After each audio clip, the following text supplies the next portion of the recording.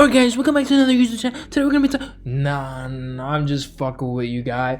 It's your boy Strivemont. We're gonna be doing a recap of the stocks I'm looking at this week.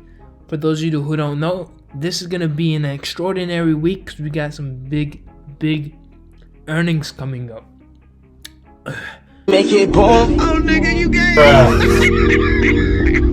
That being said, I'm going to be talking about a couple stocks that I'll be eyeing, which is AMD, FSLY, Palantir, NIO / other EV stocks. Now let's get into it. So we're going to be starting this one off with AMD. And before we do get into it, if you guys could drop a like and a sub, it does help out the channel. And leave a comment down below how you feel about the video. Actually, I don't care how you feel about the video. Drop down below if you want to see what exactly you guys want to see in terms of stocks. That being said, let's get into it. So looking at the 4-hour chart, one thing that I am noticing is that we are making higher lows. Boom. We are seeing a resistance around this 84.50 level. So as we get closer to earnings, it's going to be a make it or break it moment. But one thing I do want to talk about is AMD, did reflect off of Intel's earnings. As you guys can see, we had a drop over here. That looks pretty bad if you're an Intel shareholder. Well, no fucking shit. But you did have a nice run up here. However, this is because of this article right here. This is pretty hot. Check it out. Intel stock suffers worst day of the year after analysts point to AMD as a reason for data center weakness.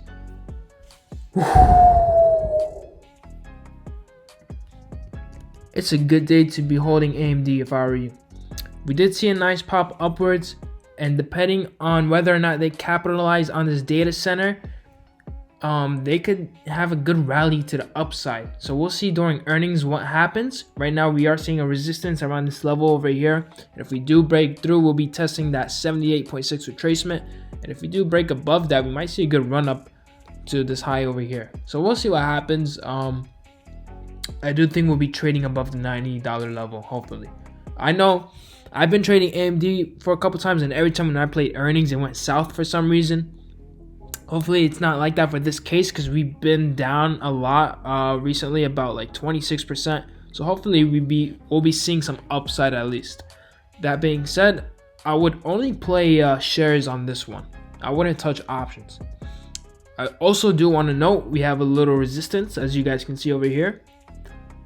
We did close below it, so let's see if we get a break over that as we approach earnings.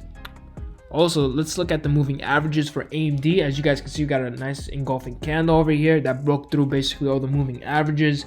Strong flex. Hopefully we do close above that and continue rallying upwards depending on how good the earnings are. One thing I do want to also note about is this whole chip shortage thing.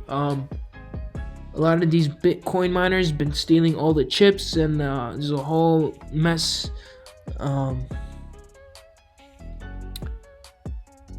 Maybe in some dimension that might have made sense. I'm gonna just go with that. It's alright. Anyway, we'll see what happens this coming earnings, and that's it for AMD. Now let's get into FSLY. So looking at FSLY, this stock, I love to swing it because it's literally up and down. Like, actually, it's insane how the stock moves. It's kind of weird now that I think about it. Anyway, right now we took a huge dump, and we've been trading, sideways around this 78.5 and 64.81 level. As you guys can see, we have been making higher lows, and we're also we're not making higher highs on this bottom part over here. And what I mean by that is we're having this could become bearish or it could become bullish. Is asymmetrical. So this could go either way. We could see a nice pop to the upside, or this could go back down to the downside. So let's see what happens this coming earnings. If we do have a run up, I do expect at least this gap to get filled around this level over here. So looking at the 1-day chart, that's the 1 hour. We got a gap over here around 87.81 and 92.19. So hopefully we do get a pop upwards. Let's see how the earning does goes. However, I do want to I want you guys to be aware that this could go either way. We could see a nice pop upwards, or this would be a pretty bad drop. We'll see what happens. I do think it is a little on the downside. We might be seeing a little upside at least until the earnings come, so you might be able to play a little rally to the upside. We'll see what happens.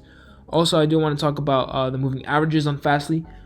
Right now we are seeing a little resistance on that 9 moving average. If we do break above that, hopefully we'll be testing the 72.80 level, which is the 50 MA. That being said, now let's talk about Palantir. As all you guys know, Double Day did fail us for the short term people, but having the long term, this stock, man, you do not want to hold options on it. I learned the hard way, and hopefully I'll be rewarded this week. We'll see what happens. Anyway, go all shares on it. It might be a medium to long term hold. However, we might be seeing a lot of volatility as we do come up to earnings. One thing that I do want to take note of is how we keep bouncing off of this $21 level. Kathy's been buying the goddamn boat. I'm pretty sure she owns the stock at this point. That being said, we've been bouncing off, making higher lows, and we might be seeing a nice break over here. Let's see what happens. Hopefully, if we do break above, we might see a run to 27.50. And one thing I do want to note on the moving averages as well, we did close above the 21 and the 9 MA, and now we might be seeing a nice rally to the next big resistance, which is going to be that 50 MA, which is 24.56. And as you guys can see, we did get rejected by that during the demo day. That was over here, right? So this 50 MA is going to be a very big level. If we do close above that, a lot of the bulls are going to gain control of the stock again, and then we could start seeing a nice rally. That being said, I'm going to leave Palantir at that, and we are going to go into basically the EVs, because as you guys know, Tesla is having its earnings on Monday. And when Tesla starts to rally, a lot of the EVs tend to follow it as well. They don't have to, but that's what we've seen a lot of the times. Also, when Tesla starts to rally, the whole market decides to rally. So we'll see what happens. Pretty bullish on this one. One thing I do want to take note of is what Biden said recently, which was he wants $15 billion for charging stations. So those stocks like ChargePoint, Blink might have some potential. You might want to check those out. I'm not gonna play it. I would rather play like the EV cars. I'm liking where Niall's at. This also has a similar chart to XPEV as well. So keep an eye out on both of those stocks. Let's see how Tesla does, and those might, pre-start the rally for both of these stocks, NIO and XPEV. We might see a nice pop upwards. That being said, also, if you guys didn't notice, they do look fairly similar in terms of pattern.